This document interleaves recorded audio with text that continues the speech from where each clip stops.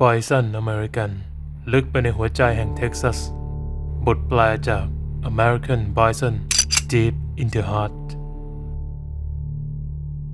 เป็นเวลาหลายพันปีที่ฝูงไบซันนับล้านตัวได้ท่องไปทั่วผืนดินเท็กซัสพฤติกรรมการเล็มหญ้าของพวกมันได้หล่อหลอมภูมิทัศน์ของดินแดนแห่งนี้อีกทั้งเนื้อและหนังของพวกมันยังหล่อเลี้ยงผู้คนที่อาศัยอยู่ในบริเวณนี้มาอย่างยาวนานแต่ความสามารถในการอยู่รอดของพวกมันกลับไม่อาจต้านทานกระแสการขยายดินแดนสู่ฝั่งตะวันตกได้เลยการบุกเบิกดินแดนทางตะวันตกดึงดูดนักล่าเพื่อการค้าเข้ามานักล่าไบซันบัฟฟาโลผู้ชำนาญสามารถสังหารได้หลายร้อยตัวต่อวันหนังและลิ้นของพวกมันถูกขายไปยังตลาดตามแนวชายฝั่งตะวันออกและยุโรปและภายในปลายทศวรรษ 1800 สัตว์ป่าเหล่านี้ก็ถูกกวาดล้างจนแทบสูญพันธุ์เป็นเรื่องเล่าขานกันว่าเจ้าของฟาร์มปศุสัตว์หญิงชาวเท็กซัสมอลลี่เกิร์ดไนท์ได้ยินเสียงลูกไบซันตัวสุดท้ายร้องหาแม่ที่ถูกสังหารจากไบซัน5 ล้านตัวในเท็กซัสเหลือรอดเพียง5 ตัวเธอช่วยพวกมันไว้และเฝ้าฟูมฟักจนประชากรไบซันค่อยๆเพิ่มจำนวนขึ้นอีกครั้งพวกมันอาศัยอยู่ในหุบเขาพาโลดูโรแคนยอนจนถึงช่วงทศวรรษ 1990 ก่อนถูกส่งมอบให้กรมอุทยานและสัตว์ป่าแห่งเท็กซัสและย้ายไปยังอุทยานแห่งรัฐแคปร็อกแคนยอนส์ไบซันในปัจจุบันล้วนเป็นลูกหลานของฝูงบรรพบุรุษผู้รอดชีวิตจากที่ราบใหญ่ทางใต้ปัจจุบันฝูงไบซันมีจำนวนกว่า300 ตัวและนี่คือก้าวแห่งอนาคตการเรียนรู้ที่จะเป็นไบซันนั้นไม่ใช่เรื่องง่ายโดยเฉพาะเมื่อต้องลุกขึ้นเดินตั้งแต่วันแรกที่ลืมตาดูโลกขาอ่อนแรงเหล่านี้ต้องได้รับการฝึกฝนให้แข็งแกร่ง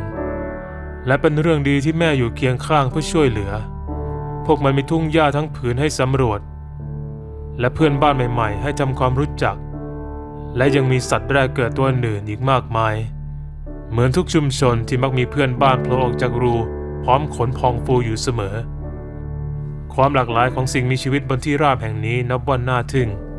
และลูกไบซันต้องฝึกฝนการวิ่งให้เก่งเพื่อที่วันหนึ่งจะสามารถวิ่งตามฝูงได้ทันซึ่งต้องอาศัยการฝึกฝนอยู่มากแม้ว่าลูกไบซันเหล่านี้จะเพิ่งมีอายุไม่กี่สัปดาห์แต่สายเลือดของผู้รอดชีวิตแห่งเท็กซัสก็ยังคงไหลเวียนอยู่ในเส้นเลือดของพวกมันถูกกำหนดมาให้วิ่งไบซันเหล่านี้อาจไม่ได้ท่องเที่ยวในทุ่งหญ้าเดียวกับบรรพบุรุษอีกต่อไปแต่ยังคงมีพื้นที่ให้ขยายออกไปที่ดินสาธารณะทั่วเท็กซัสสามารถฟื้นฟูให้เป็นถิ่นที่อยู่ของไบซันได้และฟาร์มปศุสัตว์จำนวนมากได้รับเสียงเรียกนั้นแล้วฝูงไบซันกำลังขยายตัวไปทั่วทั้งรัฐ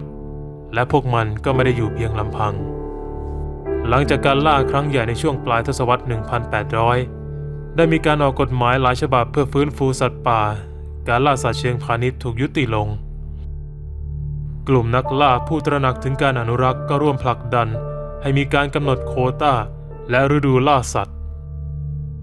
การก่อตั้งผืนป่าไม้อุทยานและเขตรักษาพันธุ์สัตว์ป่าช่วยสร้างแหล่งที่อยู่อาศัย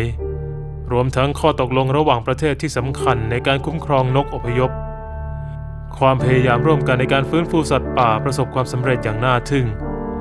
และสัตว์หลายสายพันธุ์ที่เคยหายไปจากพื้นที่ได้รับการนำกลับมาอีกครั้งในเท็กซัสวันนี้กวางเอลค์ส่งเสียงร้องจากยอดเขาพรองฮอร์นสง่างามบนทุ่งหญ้าและแกะเขาใหญ่บิ๊กฮอร์นชีพในทะเลทรายก็ได้หวนคืนสู่บ้านบนเทือกเขาของพวกมันแล้วการฟื้นฟูเหล่านี้เกิดขึ้นได้เพราะผู้คนที่อุทิศตนและบางคนถึงกับสละชีวิตเพื่อดูแลรักษาสัตว์ป่าของเราให้เสียงบรรยายโดยวานาลีฮันเตอร์